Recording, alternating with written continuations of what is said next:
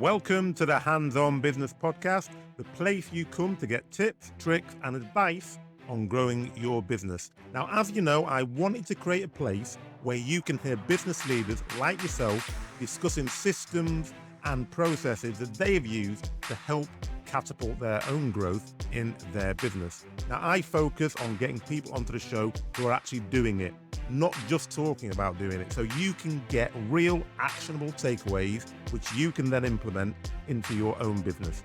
Today, obviously, is going to be no different, and I was delighted to invite Rich Levene onto my show. Rich has an MSc in Leadership and Change, and he's also the author of the book, You're Doing It Wrong, Stop Managing and Start Leading. We get into the differences between management and leadership, why is that important, what are the key steps to becoming a good leader, and why that is critical to your success. So sit back, get yourself a drink, and let Rich tell you what you need to do to become a great leader that followers can trust, which then leads to business growth and success. Enjoy the episode. Delighted to be joined today by Richard Levene, author of the book, You're Doing It Wrong, Stop Managing and Start Leading. Now, Rich has an MSc in Leadership and Change, and he believes that many companies don't reach their full potential because they're hiring managers and not leaders. So today, what we want to do is to delve into leadership and see if we can start to understand why leadership is so important and how can we all become better leaders. So a very big welcome, Richard, and thanks, or Richard, I say, and thanks for joining us on our Hands-On Business podcast. Well, thank you for having me. I'm delighted to be here. Excellent. So really looking forward to today. And so what I always try to start to do is start at the beginning in terms of how do you come to be sitting here today and having that mission of training managers how to lead? I'm going to start with what I call my Hollywood hero story. And I was not the hero in the beginning. Heroes don't come until the end of the story. I was the manager that the C-suite loved. I could hit all my sales goals. I could manage the budget. I could manage a spreadsheet. I could fix the production line. I could fix a process. And they were happy. I was making a lot of money, getting a lot of bonuses, but my team was not happy. And that was the crutch for me that said, wait a second, it's not all about money. It's not about processes. It's not about procedures or products. It's really about people. So I set out on a personal journey, and thank goodness for smartphone technology. It was listening in the background, and I'm scrolling through my social media feed, and an ad pops up on my phone for a leadership and science course at St. Edward's University. I clicked on that as fast as I possibly could. I applied online that day, and I thought that I was going to be rejected, being in the profession for a long time. I figured they were looking for young hustlers. Lo and behold, to go through the interview process, they select me. I get my leadership degree. And that's when I had the aha moment, because I was looking for something. What was I missing? I knew it was leadership, but I didn't understand the difference between being a manager and being a leader. And then once I went through that program, worked on my thesis, which was all wrapped around those concepts, the picture started becoming crystal clear. And I also knew as a youngster growing up, I played a lot of sports. I thought I wanted to be a coach. Well, my dream has come true. I'm now a coach. I'm just not coaching what I thought I would be. I'm coaching managers to become leaders versus athletes to become superstars. Couple of things just to pick out there, because it's really interesting, because you were saying that you were the manager that the C-suite loved, you were hitting all your targets. So just talk to me a bit about that, because most people will be thinking, right, hang on, I'm hitting all my targets. The leadership team or the C-suite team, because I think we can discuss whether they're leaders actually, but anyway, the C-suite team are delighted with what you're doing. But you said one thing that really resonated. You said that I was hitting everything, but my team weren't happy.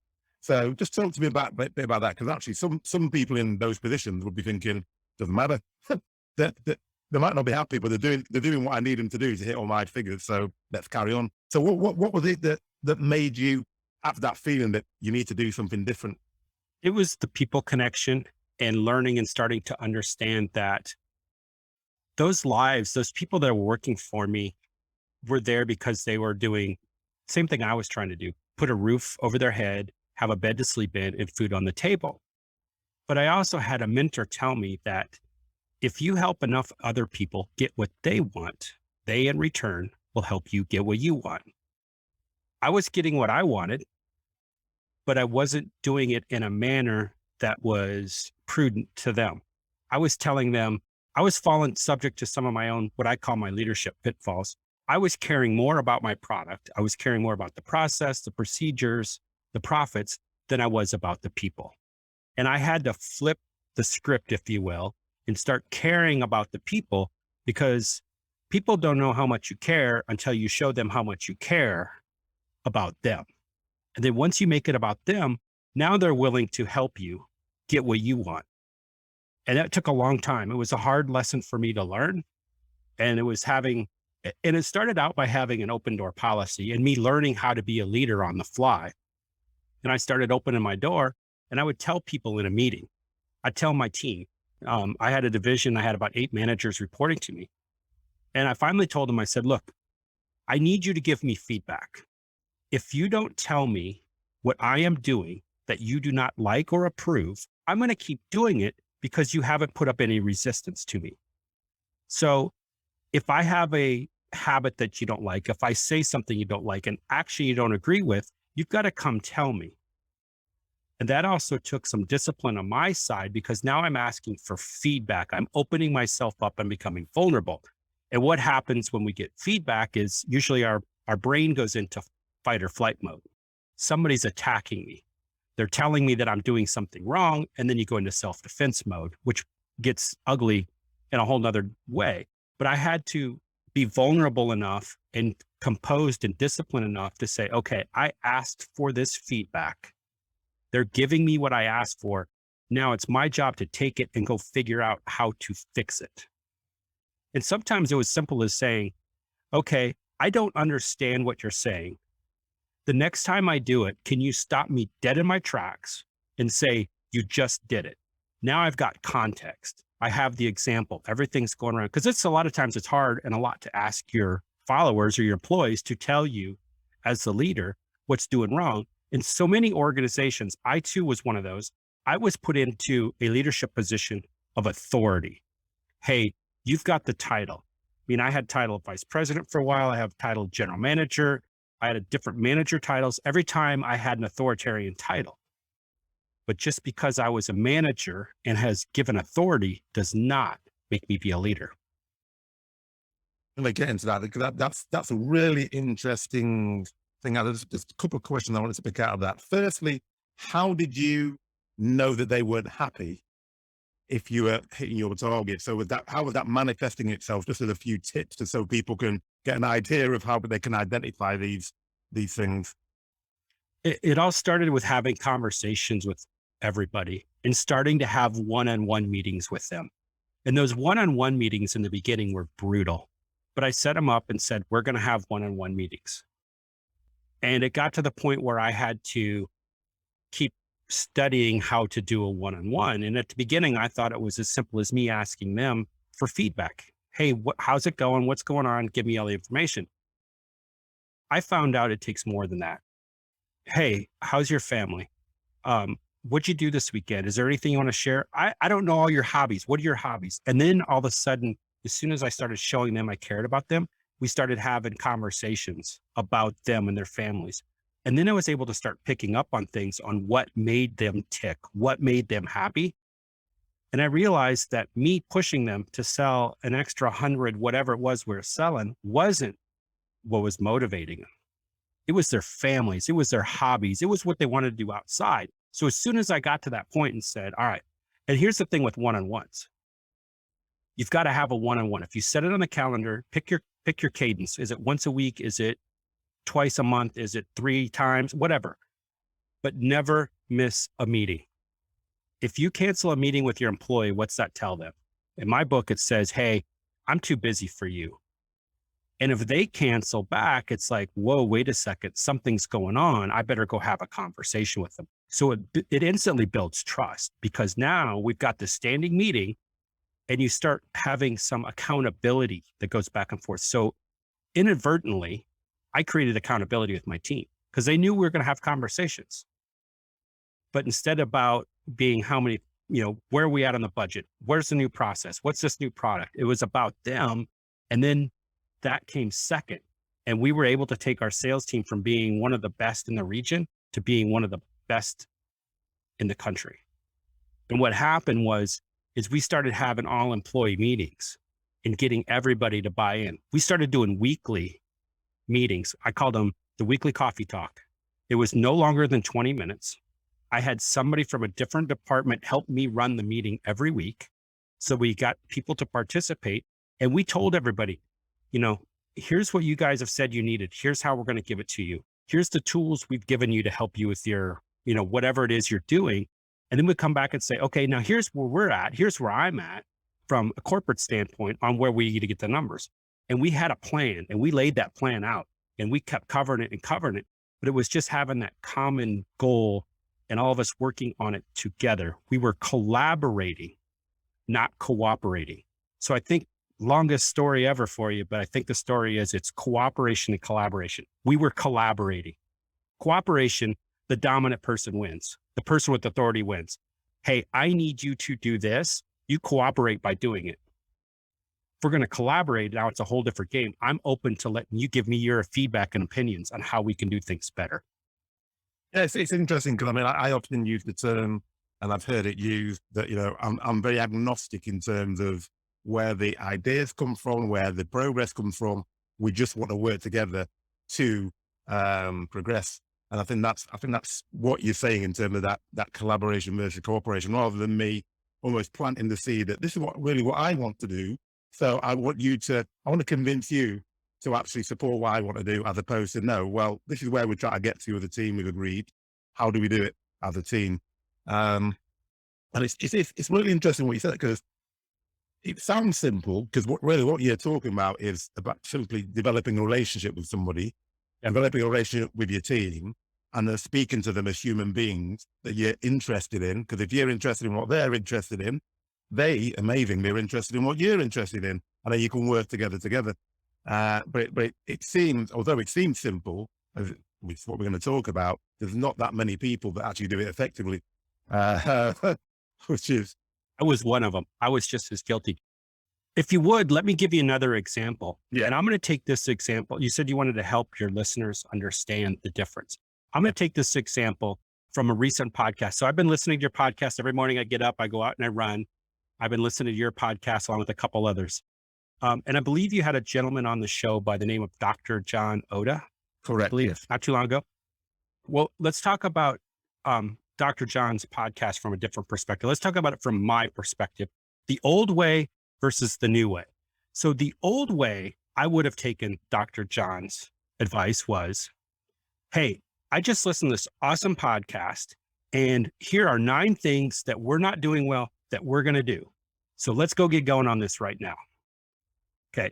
It's nice. Sounds great. I'm polite, right? So there's the difference. I'm being polite. But now let's go to the other side and get to the personal side and be empathetic. I would go, hey, I just listened to this podcast, and this guy was really cool, and he had some great ideas, and he mentioned 9 things that he thinks a lot of organizations are doing wrong. I'm curious if you'd be willing to listen to this podcast and help me validate if this guy's on target with where we're at and what we're thinking. Can you do that with me? Now it's a completely different conversation. One, I said, cooperate, go listen to it. The other one, I said, collaborate, help me understand. And that, it took me a long time to learn how to do that. Sounds simple. I've been practicing it for years now, so I'm pretty good at it. But when I work with new managers, it's so easy for your brain to fall back into a rut. And that's where the critical thinking skills come in. And our brain is conditioned that when somebody says a statement to us, I'm probably doing it right now, you're probably doing it right now, we're coming up with answers to what we think you're going to ask next, or the situation you're in based on prior experience. Now, to get out of that rut is the trouble. How do you force yourself to come up with a new question, a new answer to a problem that you've had before? And we all know that doing the same thing over and over again is the definition of insanity, right? We do it over and over. We expect the same result or different results from doing the same thing, and it's insanity. So we've got to, so with the critical thinking part, I think is key is you've got to figure out how to get your mind away from responding all the time or answering somebody's question. You got to take that second. You got to pause and reflect and think, okay. And when somebody shares an idea with you, how is their idea different from what you came up with in your mind? And ask them to say, one of the most powerful things I found is just simply to say to somebody, tell me more. Yeah, that's so some of the most powerful tools are the simplest words. So in terms of you were just giving that example of a different way of approaching that podcast to Dr. John Otter podcast. So that's about empowerment, really, isn't it? It's about because you're empowering them to actually challenge you and actually support what you're trying to achieve with the team, rather than well, this, as we said before, this is what I think we should do. Now you just go and validate what I just told you to go and do, because it's like, well, they can't really come back and say, oh, no, I don't agree with you. But the way you phrased the question in terms of, tell me more, or I'm interested in your thoughts, or, you go and have a look and see whether that is, whether my thinking is right, I think is a real powerful way of getting people to actually trust you and actually know that you trust them, which I think is probably just that, if not more important. You just you hit my favorite subject right there, and that's trust. And you've got to build trust. And for me, trust it's reciprocal, but in order to get it, you have to give it. And so that's where this critical thinking comes in, and being compassionate, empathetic, whatever soft skill words you want to use, is you got to start connecting with those people. And I'll go back to my story earlier. We talked about when I started asking for feedback from my team. It didn't take hours and it didn't take days. It took more like weeks and months for them to even begin to trust me, to give me what they were thinking, because they were used to me coming back and saying, no, that's not going to work. No, that's not the procedures. No, that's not in the manual. No to all the rules. And I had to retrain the way I think. I grew up, part of my personal history is I grew up in a small town in rural Iowa in the US, and very, very conservative, private schools. I was told no an awful lot. No, you can't do this. No, you can't do that. It's all these rules, rules, rules. And that got me so used to, when I got out into being a manager, not a leader, a manager, that if it wasn't in the standard operating procedure, the guidebook, the answer was always no. Mm. But other people had different experiences to that. And that's when I had to open up and go, wait a second, just because I'm quote unquote in charge or an authority here doesn't mean I get to run my free reign all over them. So the people piece, I'm going to keep going back to that. People first. Yeah, no, I don't. So just, I mean, could you distill, because I think now the nice example that you gave with the podcast, but you can distill a couple of differences between managers and leaders. Because I can hear some people thinking, yeah, but he was really successful as a manager. So why did he go through all this hard work to become a leader when he was doing so well anyway? A couple of things. I think management is only going to work in the short term. It's not a long-term solution. And then when you start thinking about management, you're managing things, inventory, products, procedures. Leadership is about people, and you're leading people. You can't lead things because they aren't going to follow. You can drag them around behind you in your wagon or your car or your semi or your train, whatever. But for people to follow you, you've got to give them, you got to motivate them, you got to inspire them, you got to engage them, and you got to keep them going day after day. And the biggest thing is, well, trust is a big thing in my book, but so is hope. You got to give these people a reason to get out of bed every day and come to work and fight for you. If you don't give these people hope, I mean, let's be honest. Does anybody want to be hopeless? I mean, you don't want to run your social media feed and say, I'm hopeless. I'm on my way to work today. I got a bad boss. Nobody wants that. That distills it quite nicely in terms of leadership is around people, management is around things. And I think that's hope. And that is a really important thing, because there's going to be times when things aren't going well. Because I think people think, oh, well, you're a great leader, so everything's always going well. But it's when things aren't going well that good leaders come to the fore, because people buy into your leadership and buy into the collective. and actually will keep going through those difficult times. Whereas if you're just a manager, that's when you start losing people. People start thinking, yeah, I've had enough of this. On that person over there will pay me more money, so I'm going there. So I think that's a real important distinction. Okay. So And another piece too is with management. So if we go back and we look at what business owners, managers, or whatever want, a lot of them want the same thing. They want more production. They want higher profits. They want better processes.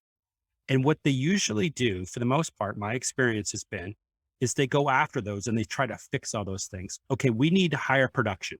So then they come up with something like Six Sigma, and I'm not sure what that is, but I just know it exists. There's also KPIs. Okay, so we're going to measure all these things. If it's not quantifiable, managers don't want to do it. They've got to have a way to measure it. And there's so much more to it. And what I've learned is that if you go out and you help people get what they want, productivity goes up, profits go up, processes improve.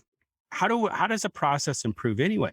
If you allow people to give their input and they're the ones doing the process and say, hey, you got a great idea, Rich, this process like this, but I think we could do it better like this. If I close that down, they're never going to improve. And then they're never going to give me feedback. So I got to keep that feedback loop open. And if they have a hand in creating it or fixing it, they're going to be more likely to be engaged in keeping it going in the future. Without doubt, I think, and I think that also motivates the other people within the team, because they see that actually this guy, this girl, this person is really engaged, and actually he or she listens to their ideas, and therefore you feel as another team member that I can now start putting my ideas for, and then you start getting almost like an idea generating unit, because everyone's coming up with ideas, thinking, actually, this is great. I think this is better. And I think that, I think it's galvanizing that team environment, and actually making sure, and I think I come back to that word empowerment, where people feel empowered to actually challenge you, but also to come up with their own ideas, knowing that it's a safe environment, that you're not just going to shut it down, and you're going to actually have a discussion about that idea, and you always get to a better idea. I mean, I think I can't remember who said it actually. I think Sergeant Newton, who said, if I've seen further, it's by standing on the shoulders of giants, as opposed to, well, no, I've got an idea and we just want everyone to follow my idea. You bring an idea to the fore, you can, you tend to end up with the best idea rather than just your idea, which I think is really, really important. And one thing you said earlier is, and I know that you've spent a lot of time doing an MSc, which is all about learning and practicing. And in the book, you're doing it wrong. It says it takes time and practice to become proficient at anything, which is true. And leadership, like any other skill or trade, must be practiced on a daily basis, repeatedly. So we know how you've done it. You've gone into, done an MSc, and now you've got a business based around it. So you're always practicing. So if I'm sitting here and I'm in that, let's say I'm between management and leadership, I really want to take that next step and be a brilliant leader. What are the key things I can practice, and how would I go about them? So first of all, I think you've got to remember that you don't know everything. There's so much information in this world right now that you can't know it all. Even if you're an expert, you still can't know it all. So always be willing to learn. And that's kind of the baseline for how I believe is, number one, you've got to be willing to learn. And then once you start learning, you can start growing. Once you begin growing, you can start leading. Now, here's what's going to happen. If you just read a book, let's say you read several books, I listen to your podcast, I listen to other podcasts. What happens to that information if I never do anything with it? Falls dead, right? Okay, so you've got to go out and you've got to do something. You've got to act. Guess what? We're all human. We're going to make mistakes. Lord knows I've made a million mistakes. And he knows I'm going to make a lot more going forward. I know I'm going to make more going forward, but I'm willing to understand that I'm going to learn from those mistakes. So I'm going to read and learn, go out, I'm going to do it. I'm going to practice it. And then I'm going to make mistakes. And then I'm back into learning and growing again. And as that cycle continues, eventually I'm going to be able to go where, you know what, I'm pretty confident with my leadership skills. I think I've made it to the next step. But it's this constant cycle of always in being willing to learn. I read 3 books a month minimum. Plus I listen to podcasts. Yeah, and I think, I think, as you said, in any sphere, if you want to get better at it, you have to you have to put the work in, don't you? You know, it doesn't just come by osmosis that you sit down there and think, oh, like, I think I'm going to be a great leader now. Um, it's and if you get to be a great leader, there's always, as you just said, the next level to keep going and learning and improving. And just on that, because um, I was thinking about it, because sometimes you see people, because what you're saying is, in reality, the only way you can then see whether a person is a good leader or a great leader, or the only way that someone can define themselves as being moving along that spectrum, is by looking at how they interact with people on almost like a daily and a regular basis. But people often make the mistake that they see somebody giving a presentation on stage and people are enraptured and they think, oh, what a great leader. So I just thought it's worth just, if you could say a few words about how would you then, distinguish between, oh yeah, he's good on stage versus he's a good leader. But yeah, being on stage is a lot about action. And I wrote a little bit about this in my book. And if you're watching, shows on TV, watching a sporting event, you'll hear a commentator say, oh, that person's a great leader, or that coach is a great leader. But I always stop and ask myself, okay, they're a great leader. What did they do? What did they say? How are they helping people do better? Um, if I'm standing on a stage speaking and nobody's listening to me, then I'm not really being a leader. And somebody Yeah. might say, oh, that's great, but you got to figure out a way to engage them. So when you're a leader, you got to be able to walk the talk, and then you got to be able to follow through with it. And then I think this is what, when you and I were kind of prepping for this, going back and forth in emails, as I said, you got to be extremely consistent, and it takes a lot of hard work. You can't stop, because once you start delivering and you start inspiring people and you giving them hope, if you stop doing that, they fall flat. And you don't want them to fall flat. You want them to continue doing your process, selling your products, helping you make money. So you got to continue working at this. So one person on the stage for me is an event. And that is not enough to instill change. And leadership is all about instilling change. I can change my clothes. That's an event. But if I changed as a person, probably not. But now if I go and I do that speech you're talking about, or whoever does that speech, and then let's say I'm in the audience and I follow up with them and say, Hakeem, that was a great speech. Would you be willing to help me? A leader's going to say yes. And they're going to figure out a way to help. There might be a monetary cost with that, but you're going to help me. Somebody that's not a leader wouldn't offer to help you and probably say, here's my book. I'm really busy. They'd come up with some type of excuse. And I think that right there is a subtle hint on leaders are always willing and open to at least listen before judging and saying, no, I don't have time. Thank you. That's really clear. And just in terms of some of the practicalities of that leadership piece, because I'm always trying to think of, right, what my listeners thinking. So one of the things we talked about before this, and also during it, and it's in your book, about the annual review and the way that managers would do it. So I suppose my question is, does a leader still use performance reviews? Do they do it in a different way? What's the way that you'd be able to move from that? Well, I've just got a performance review and I'm going to go through it. As you say in the book, you tick your boxes, you score them out of 5, you then say, well, that's the grading. Here's your pay rise, and everyone goes away allegedly happy, which they never are. What's the way that a leader would approach that differently? So if we go back to what we were talking about earlier, managers check boxes, right? They manage things. So as a manager, if I got a performance review, to me, I'm looking at that as, here's another task I've got to get done. I've got to sit down with my employee. Hakeem, guess what? Here's your review. I think you do really well at this. I don't think you do great at this. But now we also talked about doing one-on-ones. If you and I are having one-on-ones and we're actually engaged in those and we're having a conversation, and I can say, hey, Hakeem, you look a little off today or this week. What's going on? And you tell me that maybe you had a bad weekend or a bad week, or you got some things going on in your life. And I become compassionate and empathetic with you. And now I understand that that is hindering your productivity at work. but now I get to work with you on an emotional side. Hey, how can I help you through that? What do you need from me to help you get, beyond this? And obviously there's limitations to what an employer can do, but now at least I'm being compassionate. I got an understanding. And I know that me yelling at you, telling you you're not doing enough isn't going to motivate you, right? Actually, it's probably going to drive that stake in the ground a little farther with you going, you know what? I don't want to work for you. You're a jerk and I'm out of here. So having those weekly or one-on-one, regular routine one-on-one conversations and making them about the ploy, because when you get to that annual review thing, here's what everybody expects in an annual review. And you just touched on it. You expect a raise and you expect a good performance. Why? Because no one's told you, if you're a manager, most likely you haven't been doing these one-on-ones and you haven't told somebody what they're doing poorly, if you think that.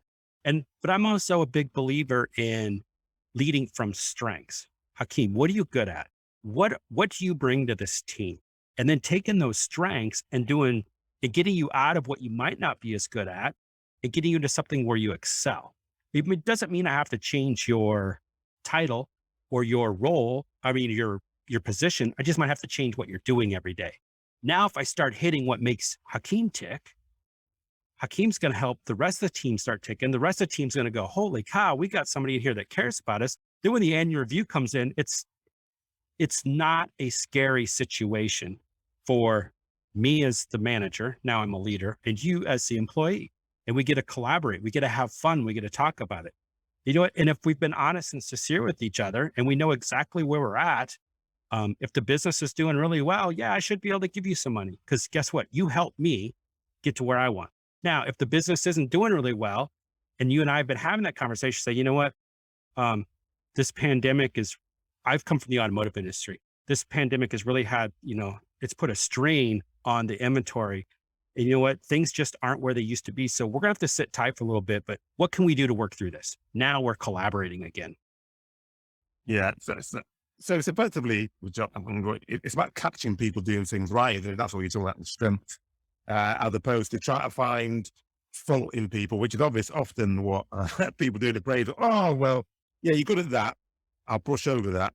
But you've got this wrong, that wrong, this wrong, that wrong. And then they wonder why then the appraisal or the performance appraisal is a difficult conversation because people also know it and are not apprehensive of it. And actually some of the best ones I've been through, and I've tried to model this behavior, is when people actually, as you just said, well, that's me, right? You know what the values are in this organization, you know what you tell me, you give me examples of what you've done to live these values, or what, because then you again empowering me to say, actually, I'm going to blow my trumpet because I know I've done all these great things.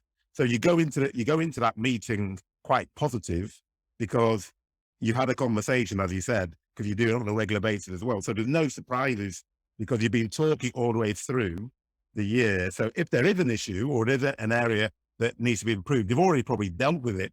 So it's not all stored up to the end of the year where it's like, ta-da, you're terrible, all these things. Oh, well, you're waiting for 12 months to tell me. Okay. I think maybe said I might move on. You said something really important too in there about how, people point out, you did this wrong, you did this wrong. Let's go back to the difference between management and leaders. You could do 9 things right. The manager is going to point out the one thing you did wrong. A leader will point out everything you did well and ask you how you can help you with that one thing you didn't do so well. That right there, I think, is the key difference. And the other piece too, that you just touched on as well, Hakeem, is with, these annual reviews. If you're never having good quality conversations throughout the year, even if you only have 1 or 2, when that annual review comes down and you've got to write it out, recent memory is what sticks in your head. So that's how you're going to write your annual review. So what if you've done well for me in the last 3 or 4 weeks? Because that's what I'm going to write down. Or maybe you've only made one mistake all year long and you just made it. Guess what's going on in your annual review? If you and I haven't had conversations all year long, that one big mistake. Now you're being judged by one mistake that isn't fair to you. I mean, that's demoralizing. It's crippling. It's devastating. Yeah, no, it's not inspiring. It is, and I've seen it so often. Which is very sad, but it means that people need the services that you're offering because there's lots of people who are really struggling And I think one of the interesting things is, and that, this is what I found, certainly when you become a manager of people, if you go from one day where you are generally doing the job and you know a few things, then you go to the next day where you're now a manager and everyone expects you to be this great leader. And it's asking you all sorts of questions. And it's like, all right, well, what training have you had? What support have you had? What, how is it? It's almost like, no, I'll give you the title of the manager. You now need to be a great leader. And if you're not a great leader, then there's something wrong with you, as opposed to where's the support mechanism? Where's the modeling, the help, and all those sorts of things that, if you're talking about learning and training and development, that can actually help you be a better leader. Yeah, the whole production, I call it the Peter principle. And I'm sure I didn't name it that, somebody else did. But you have somebody that's really good at sales or really good at production. And then all of a sudden they say, hey, you're our top performer. You're going to be the new leader of the team.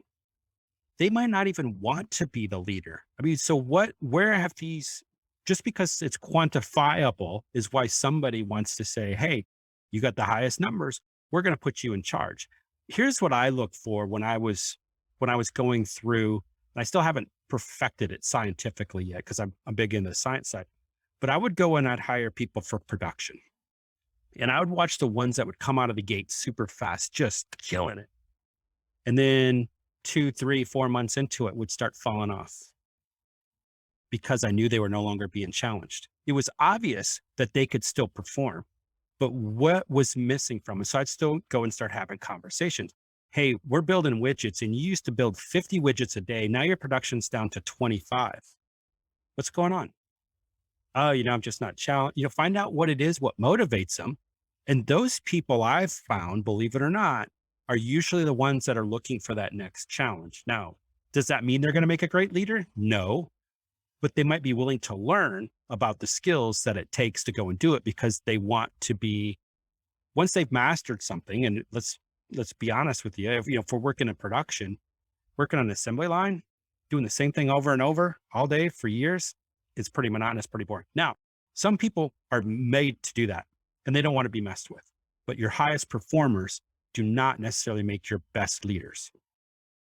Yeah, no, I think that's really, really important. And I think the best companies understand that, and they look for traits as opposed to, as you just identified. And in sales, it's just so common. You're the top performer, you're going to be a manager, and actually a lot of the time they crash and burn because actually no. When you have that conversation, well, I like being a salesperson, but I thought that my career would be hindered if I didn't accept the management job. And you're thinking, well, no, let's find out what it is that you really love, and we can develop you through that route rather than sticking you into some area where you're not interested. And actually, you frankly don't have the competency in terms of, it's not even the competency, not most of the time, it's just that you don't want to will. You just don't want to do it. So you're not prepared to gain the competency to actually do that job. Because it's like, why would I be working hard and learning and watching podcasts and listening to, reading stuff when I'm not really interested? I love sales. So why didn't you just leave me doing that and just progress me through that career? So I think that's an interesting. So we're talking about the traits of successful leaders, and I know you've definitely got tips. What would you say are the 3 key areas or the 3 key tips that you need to be a successful leader or to get to successful leadership? 3 keys. I think number 1 is you've got to be able to build trust. And if you can't build trust with your team, you're not going to get very far, because trust helps create a safe environment. And you touched on that earlier, having that safety. It's them being able to come back to you and give you information and tell you what's going on in the workplace. And if you don't build up that trust, you're never going to get that. And I kind of simulate, that building of trust to the human anatomy. You got the brain, right? The brain is the CEO of your body. Yeah. If you go out and you touch something, let's just keep it easy. You touch the stove and the stove's hot, but your fingers and your nerves never tell your brain it's hot. What's going to happen? You're going to touch it again. Eventually you're going to burn your hand off. Your hand's not going to want to stick around with you. I mean, so the anatomy, you can take that and you can put it into leadership, right? So if you're the CEO or you're the leader of your team, you're the brain. But if you don't have the bones to set up the structure, if you don't have the heart to keep keep lifelines going, you don't have nerves to give you that feedback, your organization's going to die. You cannot live. A brain by itself just isn't enough to be sustainable. So you got to build up that trust. And I kind of mentioned this earlier, and it's like a bank account. So trust takes deposits, right? You've got to deposit trust in somebody else before you can withdraw and get back from them. Now, here's the crazy part about trust, in my opinion. It takes a ton of deposits to build up trust with somebody, because one little mistake, somebody can pull all their deposits with you back and take it back to them. And you have no idea how much that's going to be. They don't come out and say, guess what? I'm going to take everything. They just might take it and run, and then you're left high and dry. So this building of trust is critical in my book. And I was one of those guys. I went through a presentation, all employee survey, and my business unit came back and said, Rich, your organization lacks trust. I'm like, what are you talking about? But we were a production industry. Guess what we did with the inventory every day? We locked it up. That tells me I don't trust anybody. The organization said, Rich, you got to lock up all the inventory. But yet I didn't have a trusting environment. It's like, wait a second. All the actions we are doing is signifying that we don't trust anybody. Now you got to look at it and figure out a way to get around. It's like, how can we make this a trust environment? So there's some things that hierarchical structures do that destroy trust from the beginning. Yeah. So that's a whole big topic. Number 2, empathy, empathetic. And I touched on this earlier. You've got to show them how much you care. No one knows how much you care until you show them how much you care about them. Leadership is not about you. Leadership is about them. And to be more empathetic, I believe you got to be an active listener. And I kind of talked about this before. Tell me more. And active listening means you're going to engage and you're going to be open to other people's perspectives and ideas and thoughts and feelings without you jumping to judgment. And that means that you're going to have to be authentic as well. And nobody likes a copycat artist, right? So I've got to go out. I've read a ton of books. I've picked up a lot of great ideas from other books. But what I do is I write those things down and I figure out, okay, how does this work for me? Not how did it work for so-and-so? And then I go out and I start using that. And then I think the last piece is probably ego. You got to be humble. You got to understand that you don't know everything. There's way too much information in this world. And I read in a book somewhere not too long ago that the author said that there's more information available right now for a toddler that's 6 years old than there was for an adult in the 14th and 15th century, probably even into the 16th century. Because there just weren't that many books then. You could read all the books in a lifetime back then. Yeah. If you could it was expensive, but if you could get your hands on them, you could read. There's so much information and data in the world right now, you can't get it all on. And then the other part of that thing is we all have an ego, right? And egos help us reach unprecedented heights and it makes us competitive. But if you let the ego control, it's going to make you think that you're better than everybody else.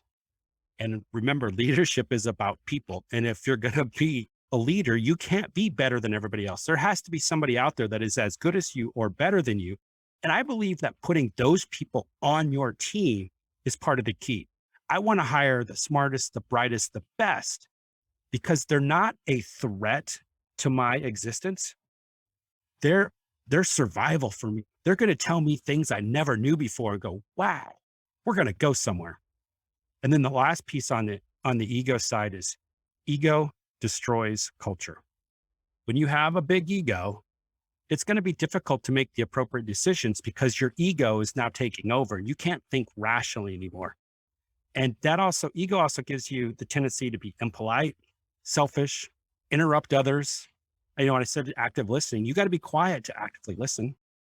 And then we believe we have the ability to make ourselves successful in the first place. So we've got to have some confidence. And I think there's a fine line between being confident and being egotistical. Very, yeah. And that's nice. And so trust, empathy, put ego aside. And then I've just written down here and wrapped it all around it, authenticity, because it's interesting because you will find some examples of people, they know that that's what you should do. So they fake it So they try to be empathetic. They pretend they haven't got an ego, but and I think you put this in the book in terms of actions versus words. You know, you can fake it for a certain amount of time, but people will see the real you come out at some point.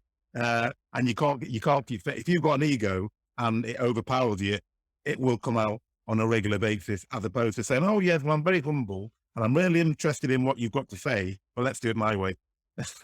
Yeah. The old saying, fake it till you make it, Yes. I think is terrible advice. And part of what we have to do as leaders is you can't fake it. Like you just said, you can't Yeah. fake it forever. At some point in time, you've got to go ask somebody for help.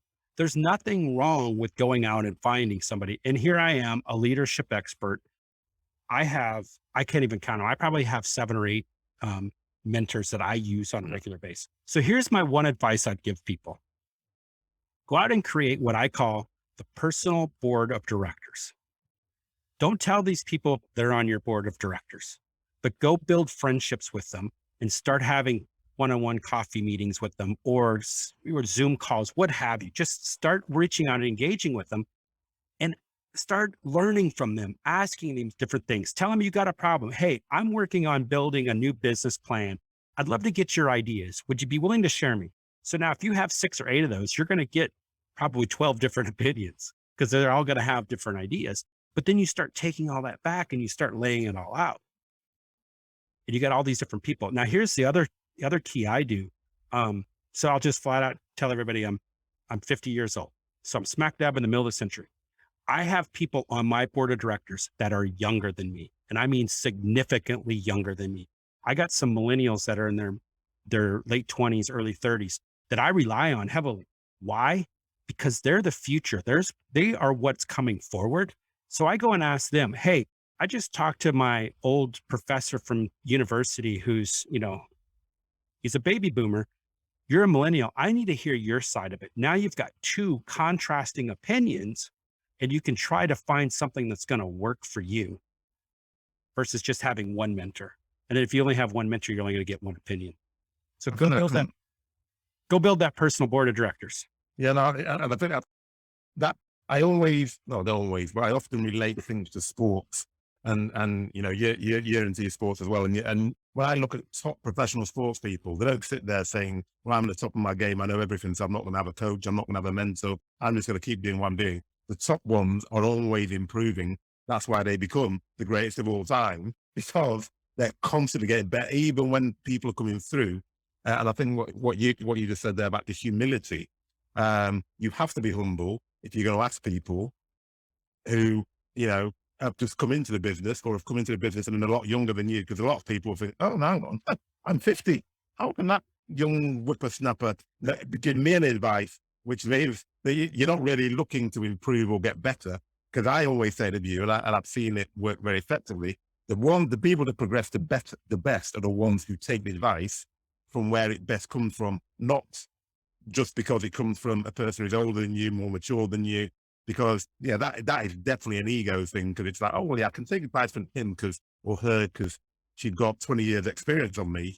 But it's not about experience. It's in terms of length of experience and age of experience. It's about what is the value that they can bring to you, and that can come from anywhere. I mean, to be honest, I learn from my children all the time. They say things to me, and I think, "Oh, that's a great idea." And they challenge me, which actually humbles you because you're thinking, "Oh, well, she's 14.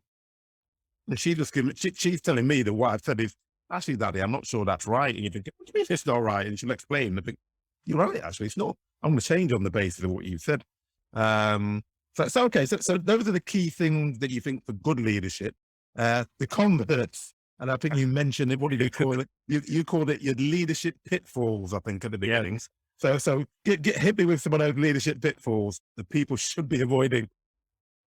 Oh, wow. So I haven't published anything yet, but I've written 50 leadership pitfalls. And these are all based off of real life experiences that I've encountered. Either it's happened to me or I've done it, or now I've even got a handful in here where I've been coaching and people say, "Hey, you're not going to believe what happened." And I talked on about a couple of them. So one of them is, caring more about your product than you do your people. Yeah. For me, it's, you got to put the people first. Um, Another one that's big on there is listening to hear and not to understand. You gotta listen to understand what they're saying. And if you're only hearing, then that's us responding or reacting to what they're telling us, which goes back to that critical thinking stuff. Another one I touched on too is prioritizing your needs and goals above everything else. So at the end of the day, you and I are nothing more than cosmic dust floating around this galaxy. What makes my cosmic dust more important than somebody else's? Absolutely nothing. So if you go back to show them that you care, then they're going to start helping with you. And I mean, I got a ton of these. We could go on and on for quite a while. But I think what the difference is, what managers do is checking the boxes. It's measuring everything. Um, and it's not about people. And that leadership side is about people. If you have troubles measuring it, it's probably a leadership skill. If you can measure it, quantify it, qualify it, it's probably a management skill. And I think in today's world, all these universities are putting out experts, right?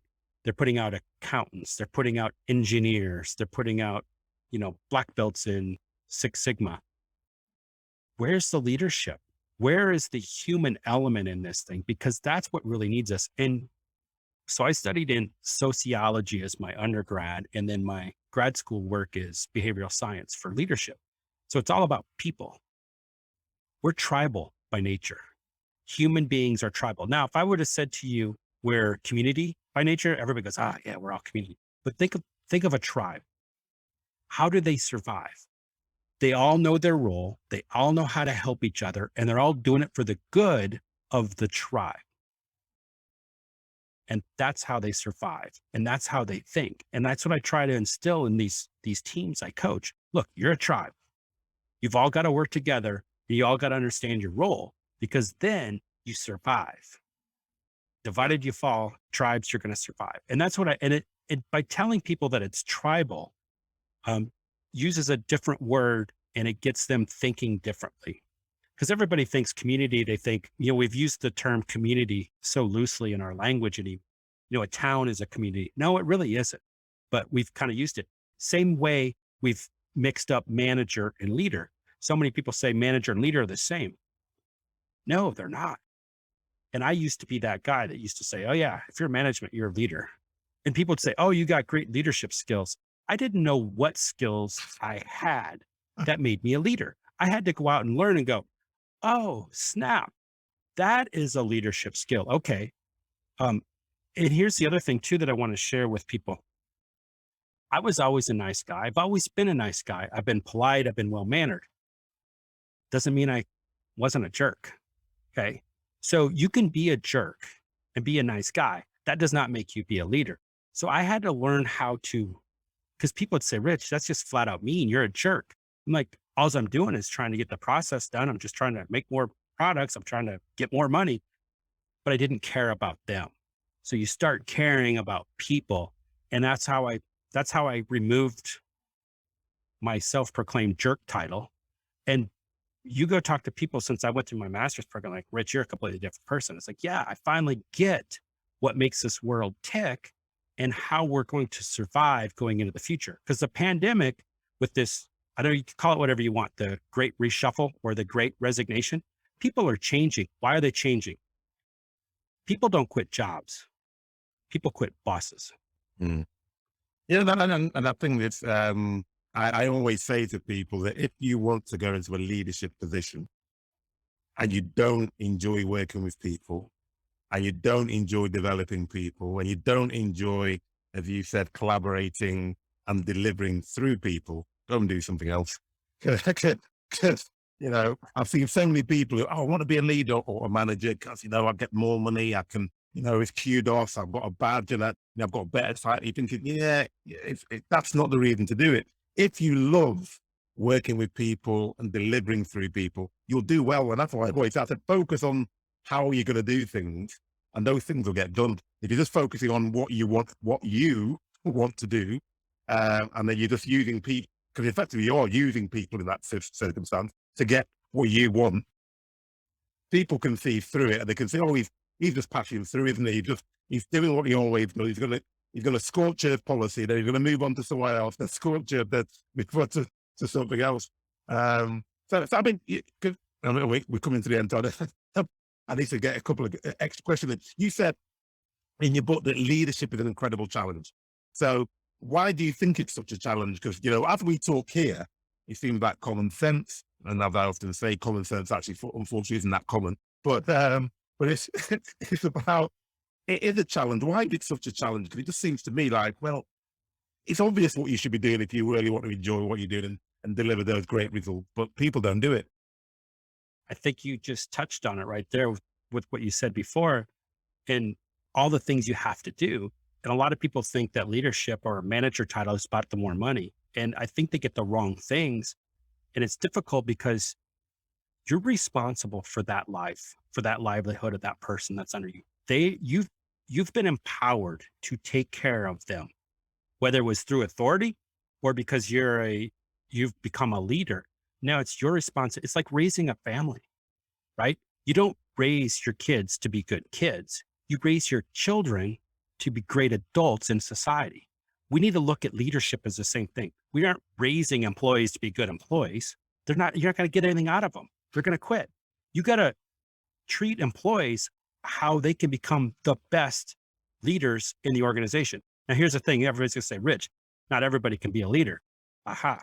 But every day you are leading somebody as an individual. You can even lead yourself. You can lead your family. You can lead your friends. You can lead your church group. You can lead your sports team. You're leading something. So that's why I think it's so challenging, because you're accepting responsibility for other people's lives. Well, thank you very much for that. And one of the big things that came out of that in terms of leadership is constantly try to learn, constantly try to push forward. And obviously, I don't think anyone will jump straight to the end, but if you did, the thing that Rich mentioned was, the key thing or building trust. They are, having empathy for people and putting ego aside, and also having authenticity. And that learning piece is, in my opinion, is part of that being humble and always wanting to move forward. So apart from obviously your great services, Rich, which I'll drop some links where you get your podcast from so that you can get hold of Rich if you like what he said, because I know you will. And obviously reading the book that sits behind you, You're Doing It Wrong. Where else should they go to learn more about leadership? It's as easy as going to the web, just Google in leadership development, and it will pull up all kinds of information. And you're going to find more information, you know what to hook a stick at, or wander down your favorite bookstore, find a book, go online, go to your podcast, wherever you find this podcast, look in there, type in leadership as a keyword in the podcast and find somebody else that's talking about them. And my challenge to you as listeners out there is just learn and listen to as much as you possibly can. Yes, some of it's going to be for you, some of it's not, but you got to take what you hear, what you like, what you appreciate, build it into your skill set, and then go out and try it. And guess what? You're going to make mistakes, but that's all part of life. Nobody's going to. Lastly, very, very, very lastly, if there's one thing, so no one's listened to anything else, and they just turn on and say, right, Rich, give me one thing, one soundbite, not soundbite so much, the soundbites are normally very tried, but what one thing that you want people to take away from this one message? People come first. Not about processes, not about products, not about profits. People. And I hear people say that all the time, but they don't live it. It's always people come first if they're sacking someone. People come first if they're abusing somebody. Well, it's all about the people. Well, which links back to your actions. So people come first, I think, is the phrase that sums up what we've talked about over the last hour. It's been an absolute pleasure. I can't believe how quickly it's gone. Actually, I've got about 5 million other questions to ask, and I think, an hour's gone. So thank you very much, Rich. Really appreciate it. And for those listeners, as I say all the time, we're going to put all the links in there. You'll be able to get hold of Rich. Go and get the book, definitely, because I think that's a perfect place to start. And obviously Rich has a podcast as well, which I think you should definitely start listening to. And I'll put all the links in my podcast when I release this. So thank you very much, Rich. Hey, thank you for having me. It's been a joy today. Thank you very much. So there you have it, listeners. Another illuminating episode of the Hands-On Business Podcast. But obviously, I would say that one now. However, I think you'll agree that Rich was an engaging guest, and he clearly articulated the reason why being a leader is much, much more important than being a manager. Simply put, stop managing things and tasks and start collaborating with people. And as happened to Rich, if you do that, your performance will catapult and you'll start producing much better results. The thing that sticks in my mind is that the key thread that he kept talking about, Rich kept talking about, was trust and being authentic. Walking the walk, not just talking the talk. As Rich said, leadership is not about being in a position of power. Leadership is about bringing the most out of people and helping them achieve their goals. Because if you help them do that, they'll help you achieve yours. Remember to practice the skills on a daily basis and keep learning. That's one of the key things that Rich was saying in terms of growing as a leader and moving from management to leadership. Now, to help you on that learning journey, you can find Rich and all his resources using the links in the podcast description, and definitely get hold of his book, You're Doing It Wrong, Stop Managing and Start Leading. That's a brilliant place to start. Now, as I always say, check out the show notes at www.thesalesaccelerationformula.com, because I know you're all learning different ways, and you might be, out jogging or running or, on a bike while you listen to the podcast and you can't take notes. Well, don't worry, go to the show notes and that'll help you remember exactly what was talked about in there and give you all the links that you require. And if you do like what you heard, which I'm hoping you did, give us a positive review. And if you didn't, then keep it to yourself. As I always end, keep listening and keep growing.